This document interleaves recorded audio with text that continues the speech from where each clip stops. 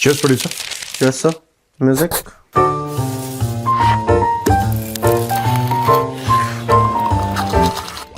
Cheers. बोलो.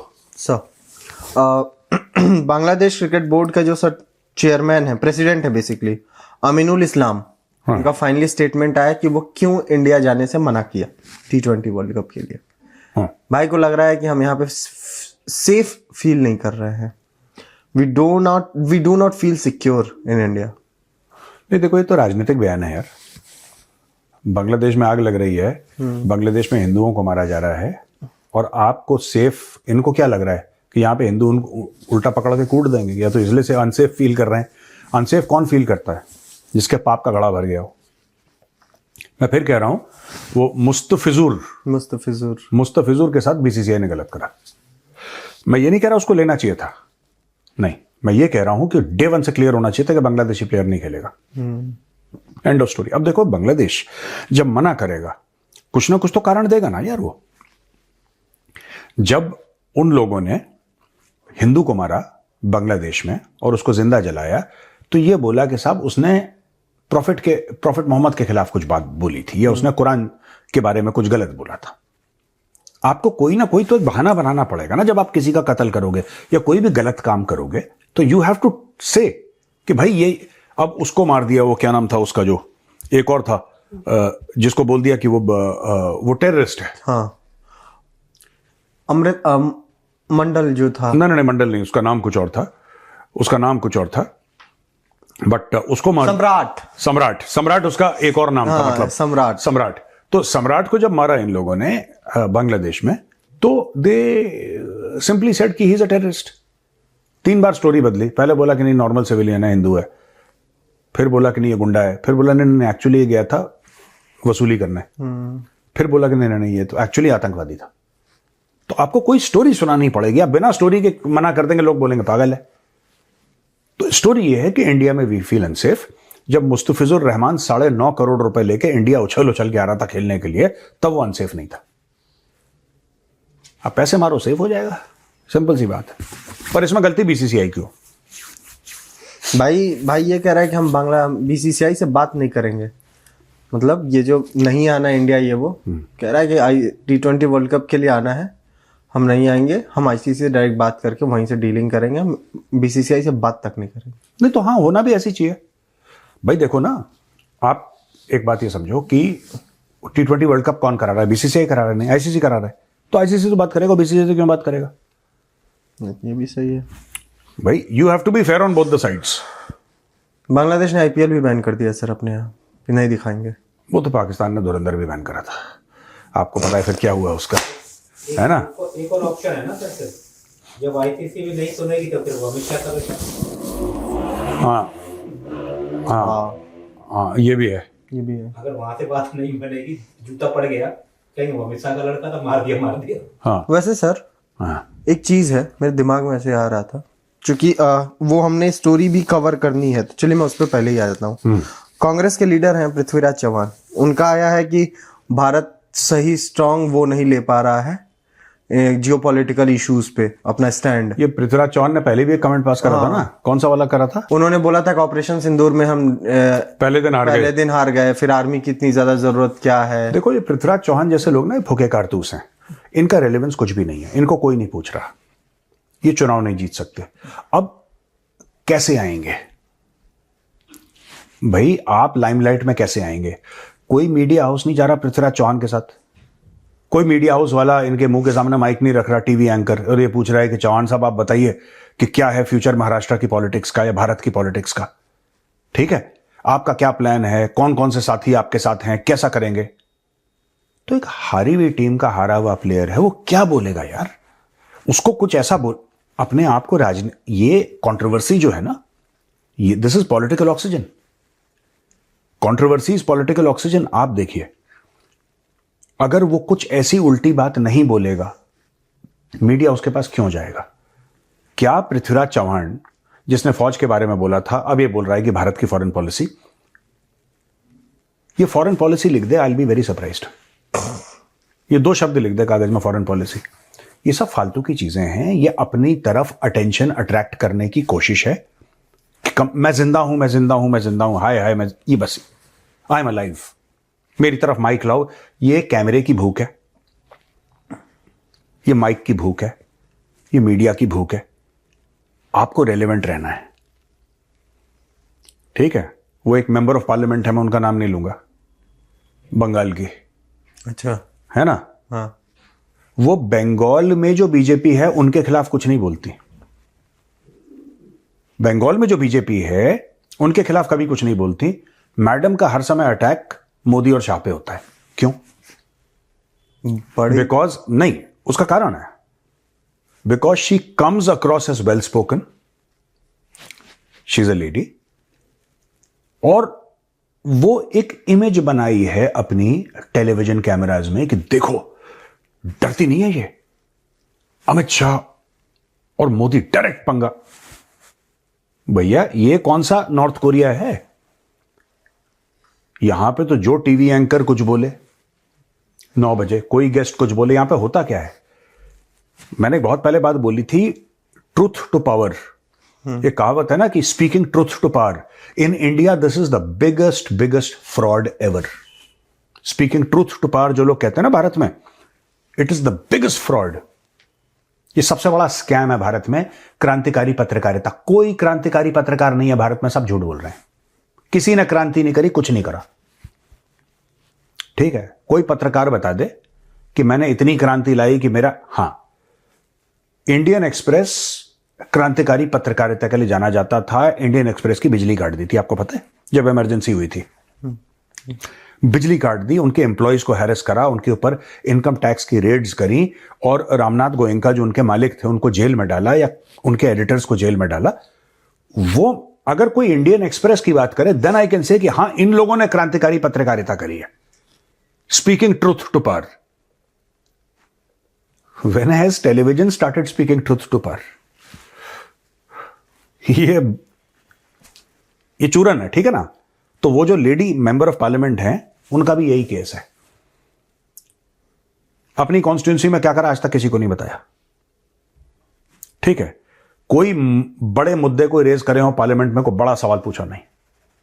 मोदी ऐसा, शाह ऐसा, बस। क्योंकि उनको पता है कि जब वो आएंगी और इंग्लिश में, एक अच्छी अंग्रेजी में मोदी और शाह को कॉर्नर करने की कोशिश करेंगी, तो मीडिया है उनकी तरफ कैमरा ले जाएगा।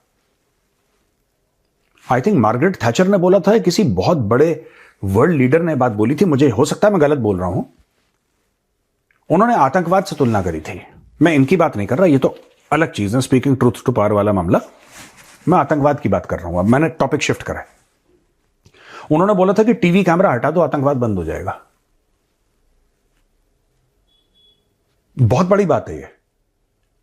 कह रहे हैं कि टेलीविजन के कैमरास हटा दो, सब हटा दो, मीडिया हटा दो, आतंकवाद का मुद्दा ही यही है कि 4 बेगुनाह लोगों को मारो और 4 लाख को खौफजदा करो। लेकिन वो 4 लाख खौफजदा कैसे होंगे? कैमरा से। जब इनकी इमेजेस जाएंगी कि देखो कत्ल हो गया, 4 लोग, रेड फोर्ट में ब्लास्ट हो गया, 15 लोग मर गए, या जितने भी दर्जन भर लोग मर गए, रेड फोर्ट में ऐसा हो गया, बेगुनाह लोग मर गए।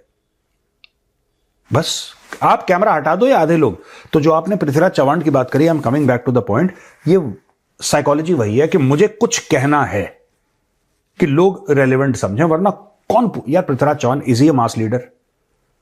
ऐसा है बंदा कि हाथ खड़ा कर दे, 50,000 लोग खड़े हो जाए, बस हो गया।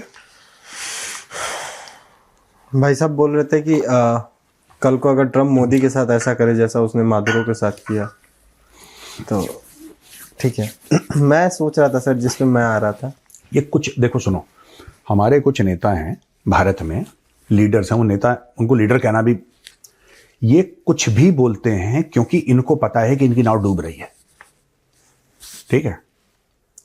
जैसे गैम्बलर होते हैं ना, जो जुआ खेलता है, जब सब कुछ वो सोचता है कि हार रहा है, तो उसके दिमाग में होता है कि चलो मैं अपनी घड़ी जो है ना, घड़ी खोल के लगा देता हूं, हो सकता है अब जीत जाऊं। फिर घर के बर्तन लगाता है, फिर घर लगाता है, फिर गांव की जमीन लगाता है। वो जुआ खेलता रहता है क्योंकि उसको ये उम्मीद है कि एक बार कुछ लग गया ना, एक बार किस्मत ने पलटी खाई सब वापस आ जाएगा और मैं करोड़पति बन जाऊंगा, लेकिन वो कभी होता नहीं है। That never happens. तो ये लोग यही पॉलिटिकल जुआरी हैं, ये कुछ नहीं कर रहे। ये बीच बीच में ये पृथ्वीराज चौहान की बात है, ये और पास करेगा, देखना कमेंट। जैसे जैसे इसकी पार्टी और चुनाव हारेगी और वियर्ड कमेंट पास करेगा, बता रहा हूं मैं। ये बेसिकली हार के सबूत हैं और कुछ नहीं है। This is basically the losing. It's political नहीं करना चाहता, बट कुछ तो ऐसे भी इनको लगता है कि कॉन्टिन्यूअस कॉन्स्टिपेशन में चल रहा है। हाँ, मैं सर ट्रम्प ने लेकिन इंडिया को एक बढ़िया आइडिया दिया है सर। क्या? देखिए बांग्लादेश ज्यादा बोल रहा है। देखो मैं आपको बात बताता हूँ, उठा लाते हैं, किसी को उठाने की जरूरत नहीं है। देखो मैं बता रहा हूं आपको कि I am not talking about the Bangladeshi people, but this regime in Bangladesh must be punished. वही। हाँ, ये मोहम्मद यूनुस की सरकार है ना, उसको सजा मिलनी चाहिए। हम जो निंदा, घोर निंदा, ट्रंप ने एक चीज प्रूव कर दी है, ठीक है, निंदा की जीरो वैल्यू है। पॉइंट है सर। ट्रंप कभी निंदा करता है? कभी नहीं करता। वो कहता है टैरिफ लगाओ, वो कहता है फौज भेजो, वो कहता है बम मारो। वो कह रहा है देखो, निंदा कमजोर आदमी करता है, जो ताकतवर होता है वो कभी निंदा नहीं करता, वो ठोक देता है। बांग्लादेश की जहां तक बात है, आपको बांग्लादेश में ये हिंदू मारे जा रहे हैं, बांग्लादेश में रोज के रोज हिंदू मारे जा रहे हैं, एवरी सिंगल डे। एम आई राइट? हर रोज खबर आ रही है हिंदू मारे गए, घर जलाए, औरत का रेप हो गया, ये सब हो गया। ये क्यों हो रहा है? ये इसलिए हो रहा है क्योंकि वो लोग कर सकते हैं। जो बांग्लादेश में कुछ एलिमेंट्स हैं जो ये सब कर रहे हैं, जमात इस्लामी के, वो कर सकते हैं। आप निंदा पे निंदा कर रहे हैं, भगवान ना करे वो और 4 औरतों के साथ बदसलूकी करें, आप फिर निंदा करेंगे। फिर वो हिंदू को जिंदा जला देंगे, सर पे गोली मार देंगे, आप फिर निंदा कर देंगे। उनके पास जुल्मों की जो फहरिस्त है उनकी वो खत्म नहीं हो रही, और आपकी जो निंदा की फहरिस्त है वो खत्म नहीं हो रही। वो जब भी कुछ करते हैं आप निंदा कर देते हैं, निंदा के लेवल्स। हाँ, आपको अगर आपने इस रेजिम को पनिश कर दिया, एक बार आपने ईस्टर्न कमांड को बोला कि आप एक्सरसाइजेज अपनी शुरू करिए in around Bangladesh.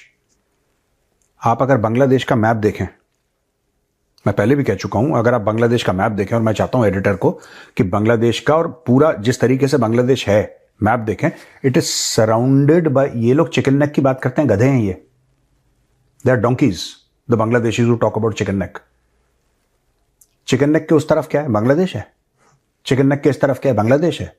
Chicken neck के उस तरफ क्या है? बांग्लादेश है। बांग्लादेश उधर है। Bangladesh is surrounded by India on all sides. They don't realize this, and it's surrounded by Eastern Command. ऐसे कर लेंगे बस। The same Eastern Command that gave birth to Bangladesh. हाँ, ठीक है। फोर्ट विलियम की पैदाइश है बांग्लादेश की। फोर्ट विलियम कैलकाटा ने बोला अच्छा ठीक है बेटा, कैरी ऑन।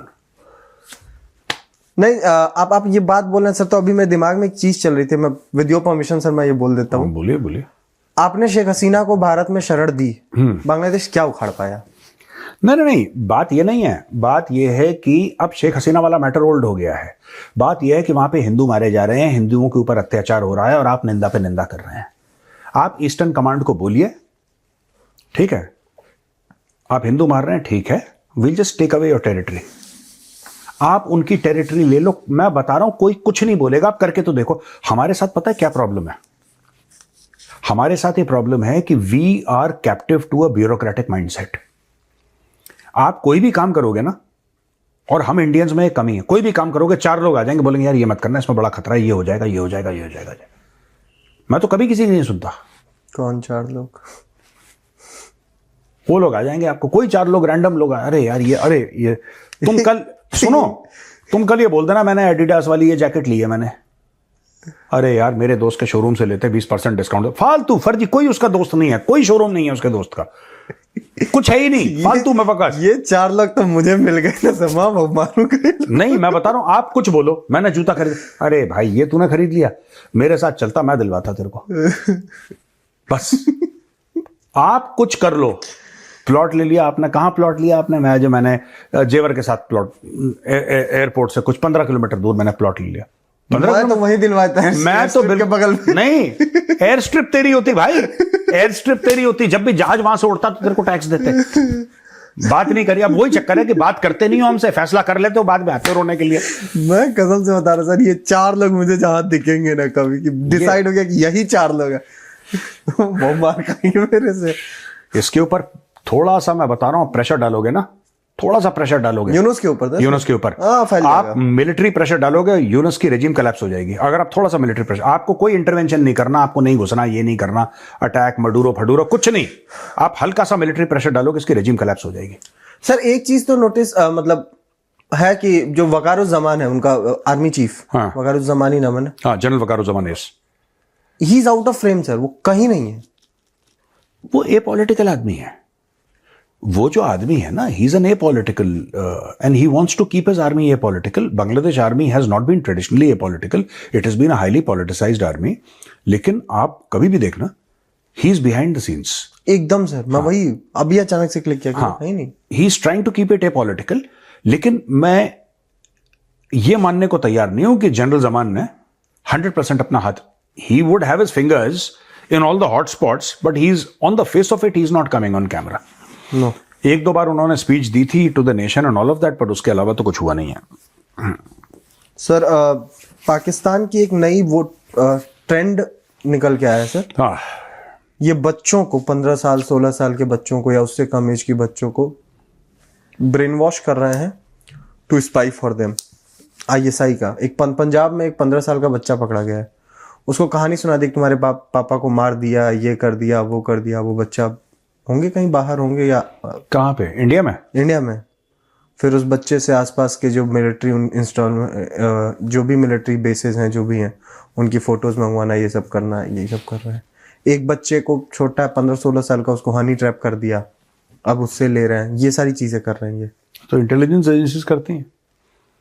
इसमें आपको क्यों सरप्राइज हो रहा है? बच्चों के साथ, बच्चों के साथ, बच्चों को उन्होंने, बच्चों को खैबर पख्तूनख्वा में पाकिस्तानी आर्मी ने, ISI ने सुसाइड बॉम्बर भेजे हैं। 12 साल, 13 साल, 14 साल, 15 साल। क्या बात कर रहे हो यार? ये तो आप हनी ट्रैपिंग की बात कर रहे हो, ये तो आप बात कर रहे हो कि बच्चे को बोला कि तू देख। बच्चा, एक बात बताओ, 15 साल का बच्चा क्या कर लेगा? कैंटोनमेंट में क्या कर लेगा? मिलिट्री एरिया में क्या कर लेगा? उसने फोटो खींच ली, 10 ट्रक जा रहे हैं, फिर क्या होगा? GOC जा रहा है, फिर क्या होगा? असली बात यह है कि पाकिस्तानी मिलिट्री हैज क्रिएटेड, जब वो बीच में अमेरिकन से पैसा लेके ये सब गंदे काम करते थे, CIA से पैसा लेके। यार देखो, सुनो, आप ये कह रहे हो ना कि हमारे बंदे खराब कर रहे हैं, हमारे बच्चे। उन्होंने अपना पूरा 25 करोड़ का मुल्क बर्बाद कर दिया मिलिट्री एक्टिविटीज से। और पाकिस्तान जो कर रहा है वो कर रहा है। हमारा रिस्पॉन्स बड़ा गड़बड़ है यार। मेरे हाथ में बटन होता तो मैं सब्सक्राइब कर देते, मैं सब्सक्राइब कर देता बिल्कुल। आपने ये वो बताया सर, तो जनरल चौधरी है जो जिन का लौंडा उनका, हाँ, वो कह रहा है कि जो 2025 में जो टेरर इंसिडेंट्स नोट किए गए, उसमें से 71% केवल खैबर पख्तूनख्वा में थे। कह रहा और हम नहीं रोक पा रहे हैं क्योंकि हमारे यहाँ पॉलिटिकल वो है, जो पॉलिटिकल 71% खैबर पख्तूनख्वा में हुए 2025 में। ये कैसे शुरू हुआ? खैबर पख्तूनख्वा में तो नहीं होते थे पहले, ये क्यों हुए? Snake in the backyard. You got it no. ये इसलिए हो रहे हैं दोस्तों क्योंकि खैबर पख्तूनख्वा में जो मदरसे हैं, या फिर वो मदरसा है बहुत बड़ा, क्या नाम है, हकानिया कहानियां है ना, और ये जितने भी बड़े बड़े मदरसा हैं, इनको फंडिंग दिलवाई ISI ने through Saudi Arabia, through CIA। इन लोगों ने उस पूरे एरिया को खत्म कर दिया। हाँ, वहां पे वायलेंस डे 1 से था। वो पठान है, वो आपस में लड़ते हैं, लेकिन पठानों की लड़ाई कभी, जो पश्तून है उनकी कभी लड़ाई ऐसे नहीं हुई कि सुसाइड बॉम्बिंग। ये तो अभी शुरू हुआ है, 30-40 साल पहले। 30-40 साल पहले का खेल है। उसके पहले तो ठीक है, किसी की खानदानी लड़ाई हुई, किसी ने अपने दुश्मन को मारा, या आपसी रंजिश में पठान एक दूसरे को मारते रहते थे, ये इनका चलता था। ठीक है ना? इन्होंने, ISI ने गंद मचाया वहां पे। आज की तारीख में ये कह रहे हैं कि हमें मार दिया। वो स्नेक्स इन द बैकयार्ड वाला खेल है। सर दूसरे पापा ने मारा है पाकिस्तान को। विच पापा? द चाइना पापा। क्या बोला उसमें? उसने बोला कि CPEC का जो प्रायर कमिटमेंट्स है उनके पहले पूरी करो, वो मारेंगे तुमको। सीरियसली उसने बोला सर। उसने बोला है कि has to deliver its best Pakistan has to deliver its best. नहीं करेगा यार पाकिस्तान, क्या चाइना। एक बात बताओ, मैं ये पूछना चाहता हूं, जो भी चाइनीज सुन रहा है, तुम लोग पागल हो? पागल है तुम नहीं सोचो, बंजर जमीन में, ठीक है, कौन खेती करता है यार? जो जमीन बंजर है, पथरीली जमीन है, वहां पे सिर्फ कैक्टस उगेगा और कुछ नहीं उगेगा वहां पे। इनको बहुत बड़ी गलतफहमी है यार। ये पाकिस्तानियों से कह रहे हैं, पाकिस्तानी एक अग्रेरियन कंट्री है पाकिस्तान। वो अपने लेवल का चावल नहीं उगा सकते, उसको इंपोर्ट करते हैं यार ये लोग। पहले एक्सपोर्ट करते हैं, फिर शॉर्टफॉल होता है, फिर इंपोर्ट करते हैं। दोनों तरफ का पैसा खाते हैं पाकिस्तानी। करप्ट तरीन कौम है, ऊपर से नीचे तक रेडी वाला करप्ट है वहां पे। ऐसा नहीं कि ऊपर का करप्शन तो हर एक देश में होता है थोड़ा बहुत, वहां पे ऊपर से नीचे तक पूरा स्ट्रक्चर खोखला यार। ये चाइनीज कह रहे हैं सी पैक करो, वो सी पैक करेंगे, पैसे खा गए। जो अब पाकिस्तान के लिए अब सी पैक में कुछ भी नहीं है, क्योंकि पाकिस्तानियों को यह बोला गया था कि गेम चेंजर है। किसके लिए गेम चेंजर है भाई? ये नहीं बताया, बस बोला कि अरे बहुत बड़ा गेम चेंजर है। ये फौजी जर्नल्स के लिए गेम चेंजर है। आसिम सलीम बाजवा जो था, lieutenant general, core commander Balochistan, पापा जॉन पिज्जा वाला जनरल, उसके लिए गेम चेंजर था। जो आपका जनरल बाजवा है, उसके लिए गेम चेंजर था। ये जो बाकी आपके जनरल्स हैं, बाकी पॉलिटिशियंस हैं, उनके लिए गेम चेंजर था। ये पाकिस्तानी कौम के लिए कभी गेम चेंजर नहीं था यार। ये पगले जैसी बातें करते हैं, गेम चेंजर हो गया, गेम चेंजर हो गया, ये हो गया, इतनी इन्वेस्टमेंट आ गई। सब झूठ बोलते हैं। जो भी चाइना ने इन्वेस्टमेंट करी है आज की तारीख में, ठीक है ना, कहां है उसका रिजल्ट? आप बताओ ना। आप कह रहे हैं इतनी बड़ी इन्वेस्टमेंट पाकिस्तान में हुई है, गेम चेंजर है, भारत जलता है, अमेरिका जलता है, सब जलते हैं इनसे। फिर पाकिस्तान भीख क्यों मांग रहा है यार? 1-1 अरब डॉलर के लिए इनका आसिम मुनीर, 1 अरब डॉलर के लिए आसिम मुनीर और शहबाज शरीफ ये टेबल पर मुजरा करते हैं। ये टेबल पे नाच गाना करते हैं 1 अरब डॉलर के लिए। ये सजदे करते हैं, ये अपनी पगड़ियां रखते हैं शेखों के पैरों में 1-1 अरब डॉलर के लिए। ये तुम्हारा गेम चेंजर क्या हुआ सीपैक का? कहां गया पैसा? वो पैसा कहीं नहीं गया, पैसा खा गए ये लोग। चोटे लोग हैं ये लोग, चोटे पैसा खा गए बस। इतनी सी बात है। लॉन्ग एंड अब चाइनीज कह रहे हैं कहां है पैसा, करो करो करो, करा। वो तो डकार नहीं मारेगा यार। वो हेवन फील्ड में उसने खरीद लिया, लंदन में जो करना था। ये तुम लोग भाड़ में जाओ। अब इन्होंने नया बाप ले लिया ना। चाइनीज को क्यों दिक्कत हो रही है? चाइनीज क्यों बोल रहे हैं सीपैक के बारे में? इसलिए बोल रहे हैं क्योंकि ये जाके वहां पे, भाई चाइनीज ने तो कुत्ता पाला था, चाइनीज ने कुत्ता पाला था। वो कुत्ता है, वो किसी और के घर में जाके, व्हाइट हाउस में जाके बोटी खाने लगा। अब चाइनीज परेशान है कि यार मैंने तो गले में पट्टा बांधा था, ये पट्टा खोल के भाग गया और व्हाइट हाउस में बोटी खा रहा है। चाइनीज बेवकूफ है, उनको ये नहीं पता कि इस कुत्ते की फितरत है, जो बोटी देगा उसके पास जाएगा। ये मालिक के लिए वफादार कुत्ता नहीं है। कुत्ता है लेकिन मालिक के लिए वफादार कुत्ता नहीं है। ये व्हाइट हाउस में बोटी। अब वो कह रहे हैं सीपैक पूरा करो, सीपैक पूरा करो। वो मोटे डॉलर पकड़ रहा है यार। सीपैक में मेहनत करनी पड़ेगी ना यार, ऑब्वियसली। आप सीपैक बनाओगे, जमीन पे होगा, प्लानिंग करनी पड़ेगी, प्लानिंग करनी पड़ेगी। यहां पे तो बोला है फीमेल एजुकेशन के लिए 300 मिलियन आ गए फट से। हमने कैलकुलेट करा था ना कि दिसंबर में इनके पास 7 लोन आ गए, 7 लोन्स दिसंबर में आ गए। और 1 जनवरी में भी इन्होंने पहली बॉल पे छक्का मारा है। Am I right? Yes. 1 January I beg your pardon, 2026 जनवरी साल के पहले दिन भाइयों ने लोन ले लिया। यार आपको हफ्ते में 1-1 लोन मिल रहा है, आप पागल हो सीपैक पे काम करोगे? अमेरिका बोटियां फेंक रहा है, ये डॉगी की तरह उछल के बोटियां खा रहा है। इनका काम चल रहा है यार। चाइनीज पागल है। चाइनीज कह रहे हैं काम करो, वो कह रहा है मुफ्त की रोटी मिल रही है, कभी क्लाइमेट के नाम पे मिल रही है, कभी वाटर सिक्योरिटी के नाम पे मिल रही है, कभी फूड सिक्योरिटी के, कभी पोलियो के नाम पे, कभी बोला कि क्लीन वाटर उसके नाम पे मिल रही है, वुमेन एजुकेशन के नाम पे मिल रही है। पाकिस्तान के दोनों हाथ में लड्डू हैं। वो कह रहा है तुम काम करो, वो कह रहा है भैया हराम में बड़ा अच्छा है, मसाला वसाला होता है, काफी तेल वेल होता है। हाथ में लड्डू भी है। खैर the laddu is the laddu is. चलो ऑलराइट। राम राम भैया, जय श्री राम।